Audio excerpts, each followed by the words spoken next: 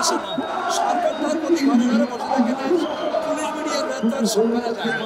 ওরা স্বাভাবিকভাবে একটা প্রোগ্রাম করতে গেছে, এটা রাজনৈতিক প্রোগ্রাম, সবার অধিকার। কিন্তু সেখানে ওরা তো আগে থেকে উৎপত্তি আছে, তাদেরকে হামলা করবে, পুলিশের গাড়ি করবে, হামলা করবে, পুলিশ দিবে, এটা সেই জন্যে তাদের এই উত্থানটা দীর্ঘদিনের অস্ত্র সরবরাহ এবং অস্ত্র সংগ্রহ করেছে, যেটা ভারত থেকে আগ্নেয় অস্ত্র সহ। স্বাধীনতার পরে 54 বছরে আজকে রমনা, সাবেক রমনা পার্ক, বর্তমানে সোহরাওয়ার্দী উদ্যান, এটা স্মরণকালের বৃহত্তর সমাবেশ। আজকের এই সমাবেশ প্রমাণ করে আগামী দিনে দাঁড়িপাল্লার জোয়ার কেউ ঠেকাতে পারবে না। কি মনে হচ্ছে আজকের সমাবেশে কত লক্ষাধিক মানুষ? আজকের সমাবেশে প্রায় 50 লক্ষ লোক উপস্থিত হয়েছে এবং 50,000 গাড়ি এসেছে। সারা বাংলাদেশ থেকে 50,000 গাড়ি এসেছে এবং ট্রেন চট্টগ্রাম থেকে রিজার্ভেশন করা হয়েছে অগ্রিম টাকা দিয়ে। জামাত ইসলামী কখনো কোনো রকমের প্রশাসনের কাজ করে নারী অধিকারের উন্নয়ন এবং জুলুম, নির্যাতন, সন্ত্রাস, দুর্নীতি এগুলো দূর হবে, শতভাগ দূর হবে।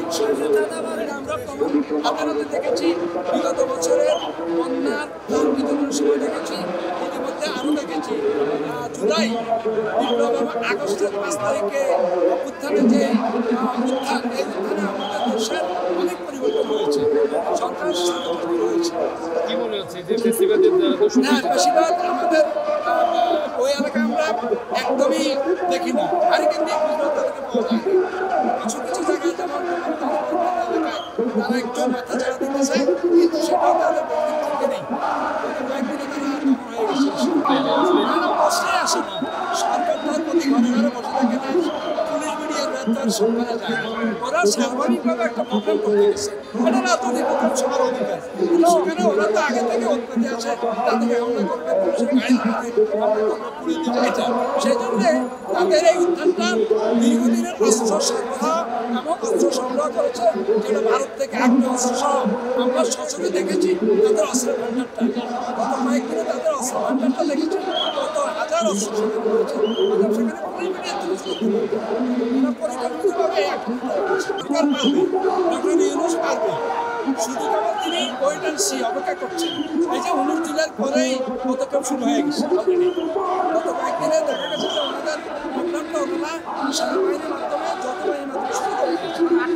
সেজন্য আমরা চাচ্ছি যে আমাদের সংস্কার আগে, নির্বাচনের আগে যারা অপরাধ করবে ফ্যাসিস্ট, ওদের বিচার আগে হতে হবে, বৈষম্য করতে হবে, তারপরে আমরা নির্বাচন যাব। এর আগে আমরা আগে স্থানীয় সরকার নির্বাচন চাই, তাহলে ওরা পথ বাণিজ্য করতে পারবে না। এমপিরা কোটি কোটি টাকা কামানোর সুযোগ নেই, ওরা ব্যবসার জন্য 5 কোটি টাকা ইনভেস্ট করবে।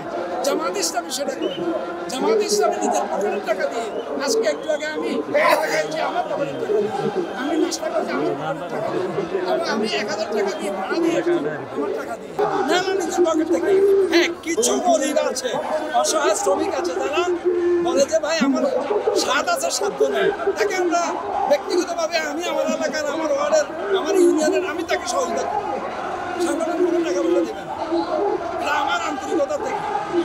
ঢাকা আসছি, আপনি যে কষ্ট করতেছেন একমাত্র আপনার কাভারেজ, আরও তো অনেক কাভারেজ আছে, কিন্তু সেখান থেকে এখানে আল্লাহ দিনের সাথে আপনি এই কাভারেজটা করতেছেন। বলতে গেলে অনেক দোষ, তাদের তো সর্বঙ্গে কত দেব, তারা পাথর মেরে মানুষ হত্যা করে, তারা আবার তাদের পক্ষে মিছিল করে, তারা দুর্নীতি করে। আমরা তো কদিন আগে দেখলাম যে নয়ন সন্ত্রাস, রবির ইসলাম নয়ন, যার নামে এত মামলা থানায়, যার নামে এত কিছু, এবং সে এভাবে লাফায় লাফায় জনজীবনের ওদের তো লজ্জা নেই, নির্লজ্জ। যারা বলতেছে যে আমরা বড় দল, আজকে তারা প্রমাণ করে তারা বড় দল কিনে, তারা আগের ওই সমস্ত চিন্তাভাবনা তারা বসে আছে। কিন্তু ওই অবস্থা বাংলাদেশের মানুষ এখন আর নাই। বাংলাদেশের মানুষ এখন আর পুরানদেরকে দেখতে চায় না, নতুন প্রজন্মকে দেখতে চায়, জেনজিকে দেখতে চায়, যেটা এই 5 আগস্ট এবং জুলাই বিপ্লবের মাধ্যমে যেটা প্রমাণিত হয়েছে যে যুবকরাই পারে, ইয়াং এনার্জি যারা, আগের মতো সেই পুরান সাংবাদিকরা নয়, ওই কমলদেরা নয়, ওই যে আমাদের কিনে মহিলার নাম কি জানো, ওই রকম সাংবাদিক চায় না, নতুন উদয়মান সাংবাদিক চায়, যারা সত্যের পক্ষে কথা বলবে, ন্যায়ের পক্ষে কথা, হলুদ সাংবাদিকতা আর অবশ্যই আমি নিজে ঠিক সব ঠিক সালেমান নিজে ঠিক হয়েছে তার তথ্য ঠিক হয়েছে আমি যদি জামাতের কর্মী বা রোকন হয়ে যদি আমি দুর্নীতি না করি আমি চাঁদাবাজি না করি কারো থেকে টাকা না খাই তাহলে আগের ভাইকে আমি বাধা দিবই দিব এটা আমার তার মুনাবিল মারুফ অথবা হাওনালের মুনকারের কাজ অতএব আমার এটা হাড়ে বড় আছে আমি যদিও হাড়ে 3টা রিং বসাইছি তারপরে আমার হাড়ে বড় আছে এটা আমার ইমানি বল ইমানি শক্তি